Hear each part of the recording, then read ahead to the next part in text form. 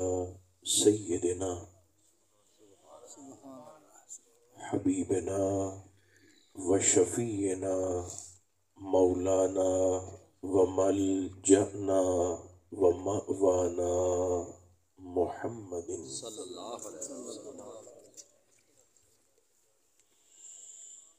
رسولہ النبی الکریم الامین المکین الحنین الرؤوف الرحیم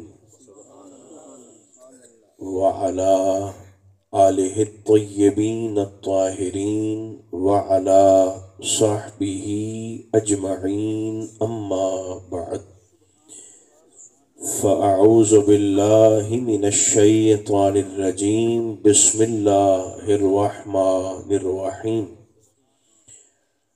اولم یروا الی ما خلق اللہ من شیء صدق اللہ مولانا العظیم۔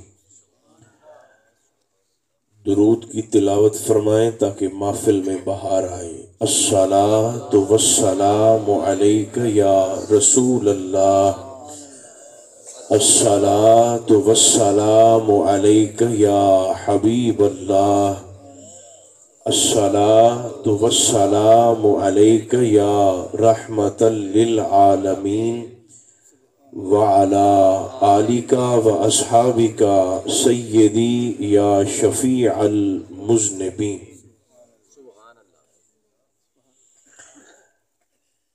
اللہ تبارک و تعالی جل مجدہ العظیم کی حمد و ثنا حضور ختمی مرتبت رحمت عالم صلی اللہ علیہ وآلہ وبارکہ وسلم کی ذات والا تبار پر بے شمار ہدیہ صلاۃ و سلام عرض کرنے کے بعد، عزیزان محترم، اللہ رب العزت کا شکر ہے جس نے ہماری گردنوں میں نسبت مصطفیٰ کا پٹا عطا فرمایا۔ آپ تمام احباب بالعموم اور محترم رحمت علی صاحب اور آپ کے مصاحبین بالخصوص ہدیہ تبریک کے مستحق ہیں، جنہوں نے ہم سب کو ذکر نور کی اس مقدس تقریب میں جمع فرمایا۔ پروردگار عالم ان کی توفیقات میں مزید برکتیں عطا فرمائے۔ جتنے احباب میں زیارت کر رہا ہوں، دور و نزدیک سے سفر کر کے یہاں تک تشریف لائے، اللہ سب کو قدم قدم پر بے پناہ رحمات، برکات اور عنایات کا ساتھ نصیب فرمائے۔ دریائے اردن کے ایک کنارے پر یحییٰ علیہ السلام کی نبوت ہے اور دوسرے کنارے پر حضرت عیسیٰ علیہ السلام کی نبوت ہے۔ آپ کی توجہ ہے تاکہ بات شروع کی۔ ایک وقت میں دو نبیوں کی نبوت ہے۔ اردن دریا کے ایک کنارے پر جناب یحییٰ کی نبوت اور دوسرے کنارے پر حضرت یحییٰ علیہ السلام کے خالہ زاد جناب عیسیٰ علیہ السلام کی نبوت کا ڈنکا بجتا ہے۔ قربان نہ جائیں آمنہ کے لال کے، جنہ دعا جمن ہی نہیں دیتا۔ ایک وقت میں، اور اگر کسی نے کوشش بھی کی سرکار کی موجودگی میں جھوٹی خباثت کا پہناوا پہننے کی، اللہ نے اٹھا کر گمنامی اور جہنم کے شعلوں کے سپرد کر دیا ہے، قیامت تک کے لیے لعنت کا مستحق بنا دیا ہے۔ ایک کنارے پر، نہیں تھوڑی سی آواز بڑھائیں اس کی، دریائے اردن کے ایک کنارے پر یحییٰ علیہ السلام اور دوسرے کنارے پر بولیے حضرت عیسیٰ علیہ السلام کی نبوت۔ یحییٰ علیہ السلام کی امت کے 12 لوگ کسی کام کی غرض سے دوسری طرف پار حضرت عیسیٰ کے گاؤں ناصرہ جانے کا ارادہ کرتے ہیں۔ تفسیر قرآن، انہوں نے لنگوٹ کسے، دریا میں لگائیں چھلانگیں اور دوسری طرف حضرت عیسیٰ علیہ السلام کے علاقے میں جا نکلے. اس طرف پہنچے تو کیا دیکھتے ہیں؟ سفید کفن میں لپٹی ہوئی ایک نوجوان کی لاش ہے اور ایک بوڑھی اماں اس لاش پر بیٹھ کر رو رہی ہے، بین کر رہی ہے. 10 12 15 بندے اور بھی ارد گرد دائرہ بنا کے کھڑے ہیں. پوچھنے پر پتا چلا کہ یہ نوجوان اس اماں کا اکلوتا بیٹا تھا، فوت ہو گیا. اب بیٹھ کر اپنے بچے کی میت پر رو رہی ہے، گریہ کر رہی ہے، بین کر رہی ہے. وہ 12 بندے جو یحییٰ علیہ السلام کی امت سے آئے تھے وہ اس مجمع کے پیچھے ایسے ہاتھ لپیٹ کر کھڑے ہو گئے کہ ہن ویکھیے کہ بھلا اس پاسے دا نبی ہن کی کرتا ہے. ایسے کھڑے ہو گئے. تھوڑی دیر گزری تو ایک 33 سال کا نوجوان، دیکھیں جو بول سکتے ہیں ضرور بولیں تاکہ محفل میں روحانیت ہو. 33 سال کا نوجوان جن کا چہرہ دیکھو تو یوں لگتا تھا کہ جیسے آفتاب زمین پہ اتر آیا. کندھے پر 2 پیلی چادریں، سرکار عیسیٰ علیہ السلام، عمر 33 سال، کندھے پر 2 پیلی چادریں. آپ زیب تن فرما کر خرامہ خرامہ تشریف لا رہے ہیں. وہ جو لوگ پہلے سے کھڑے تھے ان کی نظر پڑی کہ ہمارے پیغمبر کی جلوہ گری ہے. راستہ خالی کیا، کسی نے ہاتھ چوما، کسی نے قدم بوسی کی. چلتے چلتے سرکار عیسیٰ تشریف لائے. دیکھا اور پوچھا کہ یہاں ماجرا کیا ہے؟ حضور یہ نوجوان ہے، فوت ہو گیا ہے، یہ ماں ہے اس کی، بیٹھ کر رو رہی ہے. سرکار عیسیٰ نے فرمایا مجھے ذرا اس میت کے سرہانے کی طرف لے چلو. اب وہ 12 بندے حیران ہو کر کھڑے دیکھ رہے ہیں. اب کیا کرتا ہے اس طرف کا نبی؟ سرکار عیسیٰ علیہ السلام اس میت کے سرہانے تشریف لائے اور ادھر دیکھیں اس کے دائیں کندھے پر، میت کے نوجوان کے دائیں کندھے پر آپ نے اپنے دائیں مقدس پیر کی ماری ہے ٹھوکر اور اسے مخاطب ہو کر فرمایا قم باذن اللہ. ٹھڈا پڑنے کی دیر تھی اور کلمات ابھی آپ کی زبان پاک سے مکمل ادا ہی نہ ہو پائے تھے. لوگوں نے دیکھا وہ جو لاش پڑی تھی کفن میں لپٹی، وہ اماں اماں کہہ کر اٹھ بیٹھا. اس بات کی حیرت آپ اسی بندے سے پوچھیے جس نے نظروں کے سامنے لاش کو دوبارہ اٹھتے ہوئے دیکھا ہے. اگر آپ جو ایسے بول رہے ہیں مجھے اجازت دیں تو میں ایک جملہ نہ کہہ دوں. اگر امتی نبی کی ٹھوکر میں اتنی طاقت ہے تو امام الرسل کے ٹھڈے میں کتنی طاقت ہو. شکریہ، یہ وقت بھی میں لیتا ہوں. آپ نے ٹھوکر ماری، مردہ اٹھ کر بیٹھ گیا. تو وہ 12 بندے جڑے یحییٰ علیہ السلام دی امت لے آئے وہ اس طرح کرتے کھلو رہے اچھا اس پاسے دا نبی مردے بھی زندہ کر لیندا ہے. میرے خیال ٹردے پہ ہو تھوڑا تھوڑا نہ پار دا نبی مردے بھی زندہ کر لیتا ہے. ابھی اسی حیرت میں تھے کہ دور سے نا ایک اندھا نابینا وہ بھی راستہ ٹٹولتا ٹٹولتا پوچھتا پوچھتا لوگوں سے کہتا ہے مینوں میرے رسول دی خوشبو پہ ہوندی ہے. لوگوں نے کہا تیرے رسول وہ سامنے کھڑے ہیں. کہنے لگا حضور میں آپ کے پاس آ رہا ہوں. فرمایا اسے آگے لے آؤ. لوگ اس اندھے کو نابینا کو پکڑ کر سرکار عیسیٰ کی بارگاہ میں لائے. فرمایا کیا ہوا؟ اب وہ نابینا کہنے لگا حضور بائی برتھ اندھا ہوں، پیدائشی نابینا ہوں، نور آنکھوں میں ہے ہی نہیں، کائنات کا رنگ دیکھا ہی نہیں. فرمایا نیڑے ہو، قریب کیا، دستے کرم آنکھوں پر پھیرا. فرمایا ہون حضور نظر آمن لگ گیا. میرے خیال جو چوپے ان کا موڈ ہی کوئی نہیں آج نظر آنے لگ گیا. وہ 12 بندے دیکھ رہے ہیں اچھا اس پاسے دا نبی انیاں نو ٹھیک بھی کر لیندا ہے. ابھی اسی حیرت میں تھے کہ ایک کوڑی بھی آ گیا. کوڑی لوگوں کی نظر پڑی، جسم پر کوڑ کے دھبے برس کے اور تعفن کے بدبو کے ببوکے جسم سے اٹھ رہے ہیں. لوگوں نے دیکھا ہٹو بچو متعدی بیماری ہے کہیں لگ نہ جائے. لوگوں نے راستہ خالی کر دیا.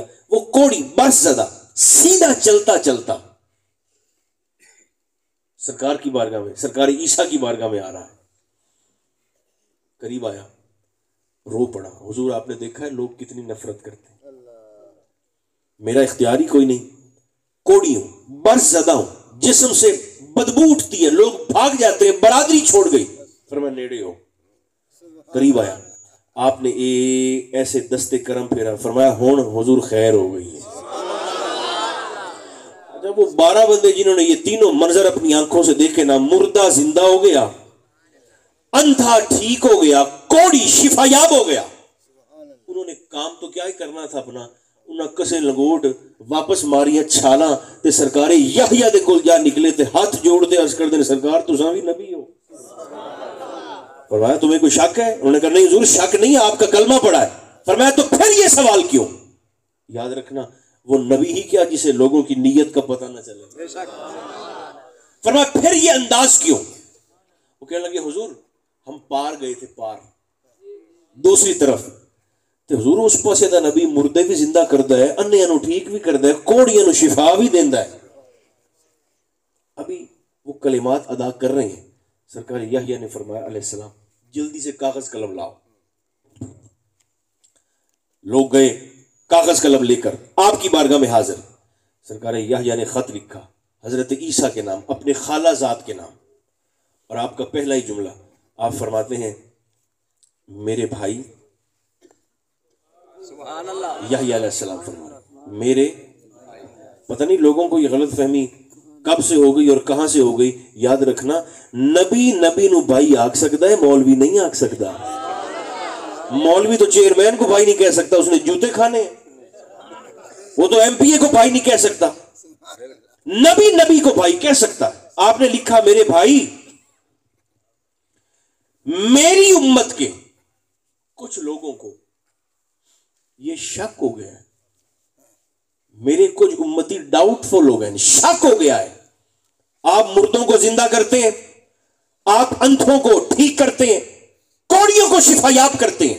میری امت کے کچھ لوگوں کو شک ہو گیا کہ کہیں آپ وہ نبی تو نہیں جن کی آمد کا کائنات انتظار کر رہی ہے، آپ وہ تو نہیں جن کا ڈنکا آدم علیہ السلام کے زمانے سے بجتا آ رہا ہے. خط لکھا، مہر لگائی، انہی 12 بندوں کے سپرد کیا اور فرمایا جاؤ جا کر میرے بھائی عیسیٰ سے جواب لے کے آؤ. خط پکڑا، 12 بندے دوبارہ دریائے اردن میں واپس سرکار عیسیٰ علیہ السلام کی مقدس بارگاہ میں جا نکلے. خط پیش کیا، آپ نے کھولا. علامہ رحاوی فرماتے ہیں یہ جملہ پڑھتے ہوئے نا کہ کہیں آپ وہ نبی تو نہیں، یہ جملہ پڑھتے ہوئے سرکار عیسیٰ 3 بار اٹھے اور 3 بار بیٹھے. اگر کیفیت آپ کے ذہن میں آ رہی ہو تو 3 بار خط پڑھتے ہوئے آپ وہ تو نہیں، 3 بار کھڑے ہوئے مسند سے، 3 بار بیٹھے جن کی آمد کا کائنات انتظار کر رہی ہے. فرمایا جلدی سے قلم لاؤ. قلم آیا، جناب عیسیٰ علیہ السلام نے عبرانی زبان میں جواب لکھا، چونکہ آپ کی بولی عبرانی تھی. مگر آج کی انجیل بائبل لوکا اس میں آج انگریزی زبان میں سرکار عیسیٰ کا فرمان علیہ السلام موجود ہے. وہ بھی سن لیں، پھر اس کا ترجمہ بھی آپ کی خدمت میں عرض کر دیتا ہوں. جو پڑھے لکھے ہیں وہ تو پہنچ جائیں گے. سرکار عیسیٰ نے خط لکھا عبرانی زبان میں. آپ نے جواب دیا I am not worthy to loose the ties of his shoes. فرمایا میرے بھائی یحییٰ اپنی امت کے لوگوں کا شک دور کریں. وہ ہونا تو دور کی بات ہے، میں عیسیٰ مریم کا بیٹا روح اللہ خود کو اس قابل بھی نہیں سمجھتا کہ اپنے ہاتھوں سے ان کے نالین کے تسموں کو بھی کھول سکتا. اگر وہ اپنے جوڑوں کو ہاتھ لگانے کی مجھے اجازت دے دیں تو میں سمجھوں گا کہ میں نے رسالت کا حق ادا کر دیا. میں تو اس قابل بھی نہیں ہوں. ایک وہ بھی زمانہ تھا، ایک یہ بھی زمانہ ہے. یہ ہمارے نبی کا ٹیکا ہے اور امت کی ٹور بھی ایسی تھی. آپ یقین جانے میں نے 3-4 جگہ مجھے جس جلسے میں یہ بات یاد آئی میں نے ضرور کہہ ڈالی ہے، رکھی نہیں. میرے بھائیوں اب اللہ کے عذاب کی صورت بدل گئی ہے. یاد رکھنا اب آسمان سے پتھر نہیں برسیں گے، مصطفیٰ موجود ہے. اب اللہ گناہوں کی وجہ سے لوگوں کو بندر اور خنزیر نہیں بنائے گا، اب بستیاں نہیں اجاڑے گا جیسے بنی اسرائیل کی اجاڑی تھی، اب لوگوں کے گناہوں کو ان کے مکانوں کے سر ورق پر نہیں لکھے گا۔ ستار تب بھی تھا، ستار آج بھی ہے۔ اب ہماری روٹی پر خون اور پیپ اور جوؤں کا عذاب نہیں آئے گا، اب تنور پانی نہیں اگلیں گے، کیوں؟ مصطفیٰ موجود ہے، مگر اس کے عذاب کی صورت بدل گئی، عذاب کی کیفیت بدل گئی۔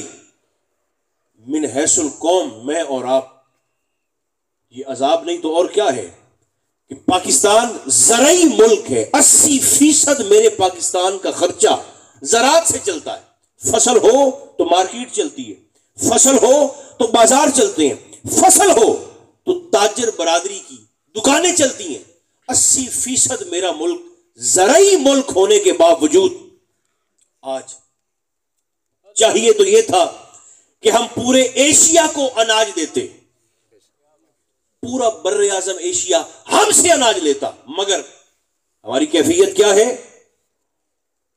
آج مائیں، بہنیں، بیٹیاں، بوڑھے بوڑھے بابے اور چھوٹے چھوٹے بچے، ابھی آٹے کا ٹرک آتا ہی نہیں، ٹرک کبھی نہیں پہنچا آٹے کا، اس کے آنے سے پہلے قطار بنا کے کھڑے ہوتے ہیں اور موت کا پل سرات گزر کر ہاتھ میں شناختی کارڈ پکڑ کر، یہ زرعی ملک کے باسی ہیں، زرعی ملک کے باشندے ہیں، 80% زرعی ملک جن کا، ہاتھ میں شناختی کارڈ پکڑ کر کچھ بیچارے رہ بھی جاتے ہیں، زندگی کی بازی ہار جاتے ہیں، 10-10 کلو کی آٹے کی تھیلی 4 گنا زیادہ قیمت پر خریدنے پر مجبور ہیں، سارے مسجد میں باوضو بیٹھے ہیں۔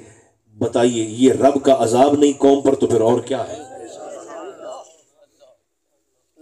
جب اس کا ڈنڈا چلتا ہے نا تو پھر گہیوں کے ساتھ گن بھی پس جاتا ہے، پھر اچھے کیا اور برے کیا، پھر اعلیٰ کیا اور پھر ادنا کیا۔ جب اس کا ڈنڈا چلتا ہے، قدرت کا ڈنڈا جب چلتا ہے تو پھر سارے ہی اس چکی میں پیسے جاتے ہیں۔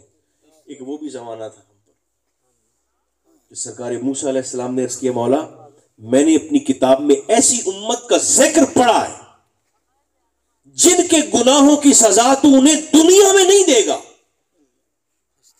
مولا وہ امت مجھے دے دے۔ فرمایا نہ، وہ تو میرے احمد کی امت ہے۔ پھر بولے مولا میں نے ایک اور امت کا ذکر بھی پڑھا ہے، ٹنوں کے حساب سے گناہ اپنے سروں پر لاد کے لائیں گے، مگر مقام محمود پر کھڑا ہوگا ان کا نبی، وہ انگلی کا اشارہ کرے گا، تو سب کو چھوڑ دے گا۔ مولا وہ امت مجھے دے دے۔ فرمایا نہ، وہ بھی میرے احمد کی امت ہے۔ اچھا مولا پھر وہ امت مجھے دے دے جو آنے میں سب سے آخر میں آئیں گے اور جنت جانے میں سب سے پہلے۔ سبحان اللہ، نعرہ تکبیر، نعرہ رسالت۔ آنے میں سب سے آخر میں آئیں گے، سب سے اخیر میں، اور جنت جائیں گے سب سے پہلے، تو مولا وہ امت مجھے دے دے۔ فرمایا نہ، وہ بھی میرے احمد کی امت ہے۔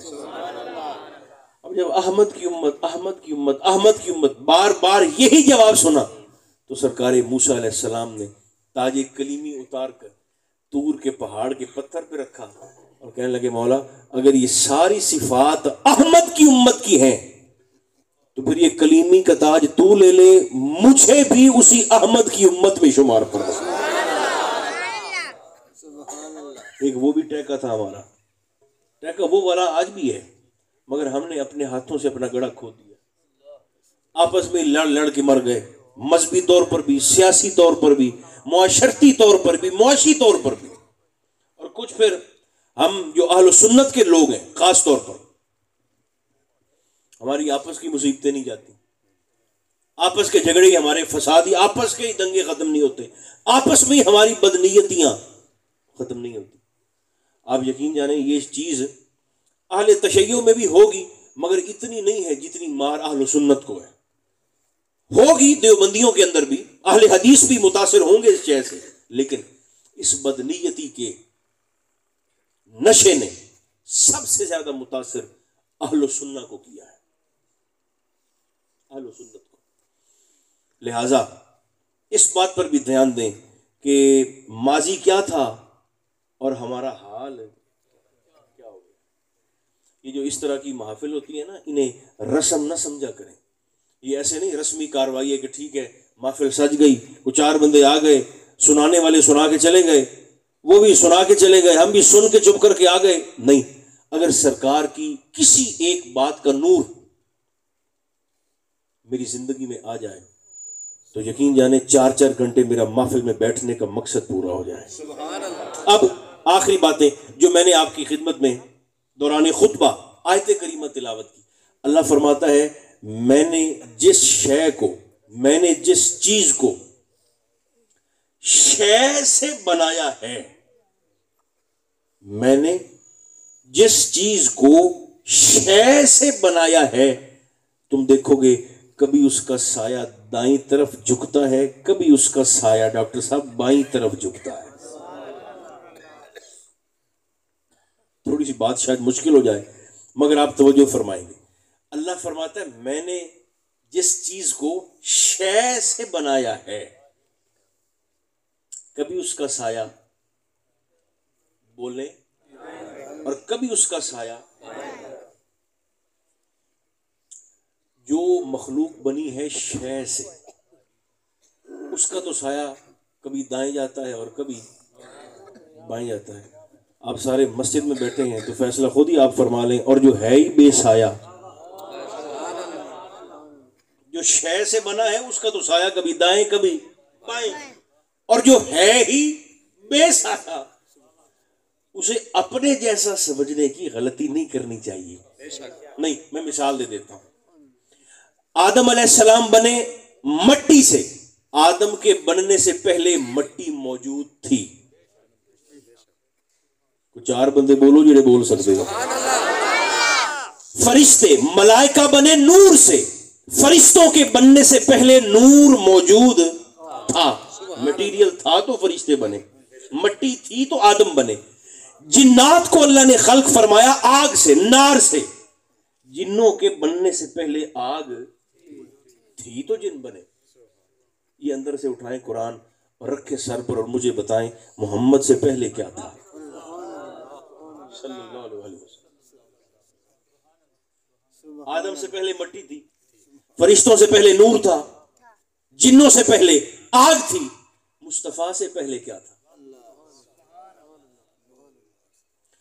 پھر نا کچھ بے وقوف قسم کے لوگ کہتے ہیں دیکھو جی تم نے کمال کر دیا، اللہ کے نور کے بخیے کر دیے، اللہ کے نور کے تم نے ٹکڑے کر دیے۔ میں نے کہا وہ کیسے؟ لوگ سمجھتے ہیں کہ شاید دیکھیں نا جیسے 40 میٹر کا تھان ہو تو اس میں سے 10 میٹر نکال دیں تو پیچھے 30 میٹر بچتا ہے۔ لوگ کہتے ہیں تم کہتے ہو اللہ نے ایسے اپنے نور سے مصطفیٰ کو بنایا ہے۔ میں نے کہا اللہ کے بندے یہ معنی نہیں ہے کہ ایسے تھان کی طرح آپ سمجھیں کہ 40 میٹر کا ہو تو 10 میٹر خدا پناہ نکال کے ایک سائڈ پہ کر دیں تو پیچھے 30 میٹر بچتے ہیں۔ اللہ نے اپنے نور سے مصطفیٰ کو ایسے نہیں بنایا کہ اس کے نور میں کوئی کمی آ گئی ہو، نہیں۔ تو پھر یہ مسئلہ سمجھ میں کیسے آ سکتا ہے؟ بڑی سادہ سی مثال، اور آپ کے اس ماحول میں، یہ خاص طور پر پھولوں والے ماحول میں، یہ مثال تو اور بھی اچھی طرح آپ کی ذہن میں اتر جائے گی۔ یہ تھان کی طرح رب نے اپنے نور سے مصطفیٰ کو نہیں بنایا، بلکہ اللہ نے اپنے نور پر توجہ فرما کر اپنے نور سے مصطفیٰ کا نور ایسے نکالا جیسے پھول سے خوشبو نکلتی ہے، جیسے برف سے ٹھنڈک نکلتی ہے، جیسے سورج سے کرن نکلتی ہے۔ نہیں ذرا بتائیں اگر پھول سے خوشبو نکلے تو پھول کا کچھ جاتا ہے؟ بولو کو ہاں کرو یا نہ کرو، کچھ کرو بھی تو صحیح۔ پھول سے خوشبو نکلے تو پھول کا کچھ جاتا ہے؟ نہیں جاتا۔ برف سے ٹھنڈ نکلے تو برف کا کچھ جاتا ہے؟ اور سورج سے کرن نکلے تو سورج کا کچھ گھٹتا ہے؟ نہیں۔ بالکل اسی طرح اگر میں مثال سمجھانے میں فیل نہیں ہوا، پاس ہو گیا ہوں، اور آپ سمجھنے میں فیل نہیں ہوئے، پاس ہو گئے ہیں، بالکل اسی طرح اللہ نے اپنے نور سے نور مصطفیٰ کو تخلیق فرمایا۔ تخلیق کر کے دریائے وحدت کے کنارے پر، پیر صاحب دریائے وحدت کے کنارے پر اپنے مصطفیٰ کو کھڑا کر کے اللہ نے فرمایا تنفس یا محمد. زور سے بولیے گا سبحان اللہ. وحدت دے دریا تے کھڑا کرتے اللہ نے حکم دیا تنفس یا حبیبی، میرے محبوب ذرا سانس تو لیجیے. حضور ذرا سانس تو لیں. اب میں اور آپ سانس لیتے ہیں تو کیا نکلتا ہے؟ 3 چیزیں، کاربن ڈائی آکسائڈ، نمبر 2 تھوک، نمبر 3 جراثیم. ایسا ہی ہے نا، ہمارے سانس لینے سے تھوک نکلتی ہے، کاربن ڈائی آکسائڈ نکلتی ہے اور جراثیم نکلتے ہیں. جراثیم نہ نکلتے ہوتے تو یہ ساری حکومتیں ہمارے منہ پہ ماسک کیوں چڑھاتی؟ اس کا معنی یہی ہے کہ اپنے شر سے آپ دوسروں کو بچائیں ذرا. یہ ہماری اوقات ہے. مگر جن کے ذکر نے ہمیں یہاں لا کر بٹھا دیا ہے، میں تے تساں ساہ لویے تے کاربن ڈائی آکسائڈ جراثیم بھی تے تھوک بھی تے تعفن بھی تے بدبو بھی اور پتہ نہیں کیا کیا. لیکن اللہ فرماتا ہے تنفس یا حبیبی، دریائے وحدت کے کنارے پر کھڑا کر کے میرے محبوب ذرا سانس تو لیجئے. مصطفیٰ نے سانس لیا.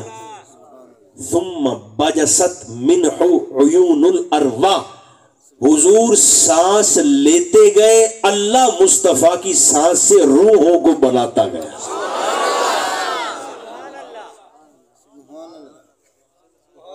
ساڈا سا ہو رہے تو مصطفیٰ دا سا. ہم سانس لیں تو پتہ نہیں کیا کیا الا بلا نکلتی ہے. سرکار نے سانس لیا تو اللہ مصطفیٰ کے سانس سے روحوں کو بناتا گیا. یہ روح کیا ہے؟ وَيَسْأَلُونَكَ عَنِ الرُّوحِ، حضور یہ آپ سے روح کے متعلق پوچھتے ہیں.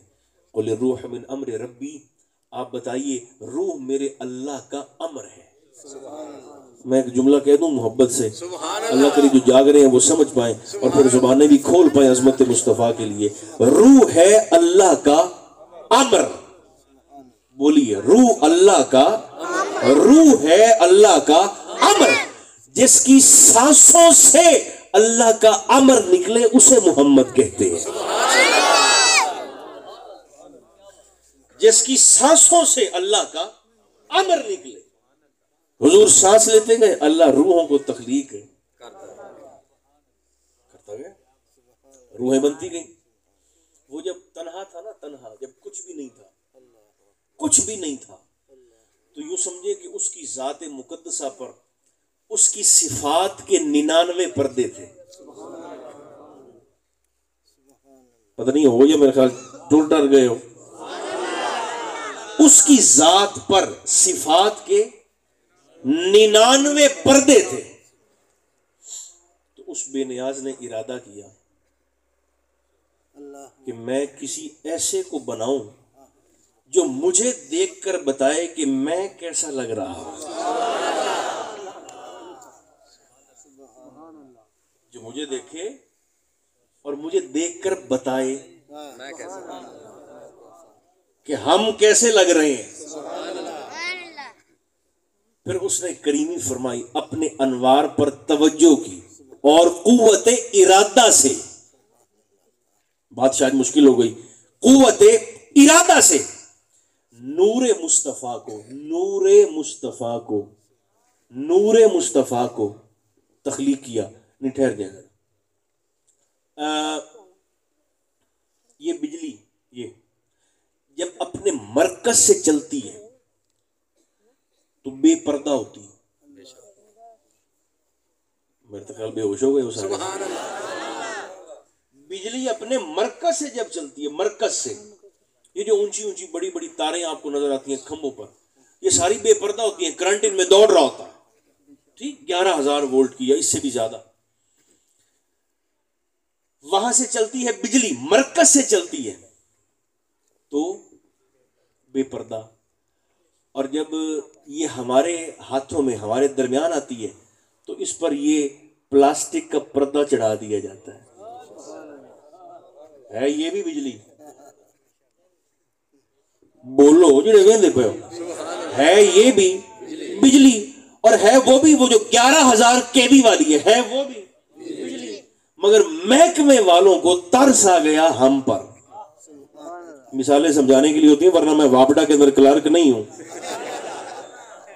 واپڈا والوں کو ترس آیا ہم پر، اور انہوں نے سوچا کہ جیسی بے پردہ مرکز سے نکلی ہے اگوں اے بیچارے سارے اگر اسی طرح ان تک پہنچ گئی تو ان کا تو کخ نہیں رہنا.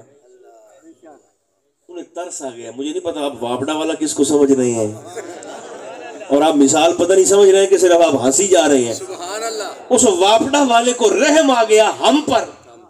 وہاں سے جو بے پردہ بجلی اس نے بھیجی تھی جب ہم تک پہنچی تو اس نے ایسے اوپر پلاسٹک کا پردہ لگا دیا. کیوں؟ یہ بیچارے تو سہار ہی نہیں سکتے. اس لیے نور مصطفیٰ جب وہاں سے چلا تو بے پردہ تھا. بے پردہ تھا.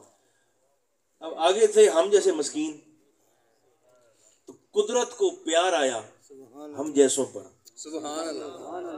پیار آ گیا. قدرت نے فیصلہ کیا کہ اگر میں نے یار کو اسی طرح بے پردہ بھیج دیا تو جیسے تور نہیں جل گیا تھا، ان کا تو کخ نہیں رہنا. اللہ نے اپنی غیرت کے 70,000 پردے مصطفیٰ کے نور پر ڈال کر مستور کر کے ہمارے اندر روانہ فرما دیا. میرے خیال بات پہنچ گئی ہے. 70,000 غیرت کے پردے نور مصطفیٰ پہ ڈال کر. ویسے اگر آپ بولیں تو میں ایک آخری بات کرنے لگا ہوں جلدی سے. جو وقت رحمت علی صاحب نے دیا تھا وہ تو ختم ہو گیا. کب کا؟ 70,000 حجاب ہائے غیرت حضور پہ ڈال کے ہمارے اندر. ایک دن حدیث پاک میں سرکار مغموم تشریف فرمائے، غم زدہ ہے. سرکار کے قلب اتھر پر غم کی کیفیت طاری ہے. محسوس کیا، جبریل کو بھیجا، میرے محبوب کو میری بارگاہ میں لے آؤ. جبریل آ گئے. حضور اللہ سلام ارشاد فرماتا ہے، رب فرماتا ہے آپ مغموم کیوں ہیں؟ سرکار نے فرمایا میری امت کا غم ہے. مولا حکم. جبریل کہنے لگے حضور اللہ فرماتا ہے میرے یار کو میرے پاس ذرا لے آؤ. مہینہ کیڑا ہے؟ رجب دا. معراج دی گل کرتا میں. میرے یار کو میرے پاس لے آؤ. جبریل آئے، حاضر خدمت ہوئے، محبوب کو لے کر حتیم نور میں قصر وحدت میں پہنچ گئے. جب وہاں پہنچے اور کعبہ قوسین کا ماحول ہے، او ادنا کی کیفیت ہے، حالت ایسی ہے جو انسان کی عقل میں آ ہی نہیں سکتی. فرمایا میرے محبوب آپ غمگین کیوں ہیں مکہ میں؟ تو عرض کیا مولا میری امت کی وجہ سے دل مغموم ہے. اللہ نے فرمایا پھر آپ کو خوش کریں. سبحان اللہ. عرض کیا مولا تو کریم ہے. فرمایا او جڑے 70,000 غیرت دے پردے میں توڑے پاتے تو آپ کو دنیا میں بھیجا ہے، ذرا ان 70,000 میں سے ایک پردہ تو ہٹائیں. 70,000 میں سے ایک پردہ. کاش کہ آپ سارے بولیں 70,000 میں سے صرف ایک پردہ ہٹائیں. حدیث پاک میں آتا ہے سرکار نے ان 70,000 پردوں میں سے میرے نوجوان بھائیوں، قابل عزت بزرگوں اور میرے ساتھیوں، میرے اور آپ کے آقا و مولا نے ایک پردہ ہٹایا. بس آخری جملہ، ایک پردہ اٹھایا، سورج کا نور بھی نہ رہا. جیسے دن کے وقت چراغ جلائیں اور سورج چڑھ آئے تو جیسے چراغ بے وقت نہیں ہو جاتا سورج کے سامنے. محبوب نے اپنے ان 70,000 پردوں میں سے ایک پردہ اٹھایا، سورج کا نور اڑ گیا، چاند کا نور اڑ گیا، ستاروں کا نور اڑ گیا، عرش کا نور ختم، لوح کا نور ختم، کرسی کا نور ختم, نوریوں کے نور ختم. بولا یہ کیا ہوا؟ فرمایا میرے سونے فیصلہ آپ کریں. ابھی آپ کا ایک پردہ ہٹایا ہے تو نوریوں کے نور اڑ گئے ہیں. قیامت کے دن 70 کا 70,000 جب اٹھاؤں گا تو خاکیوں کے گناہ باقی رہ جائیں گے.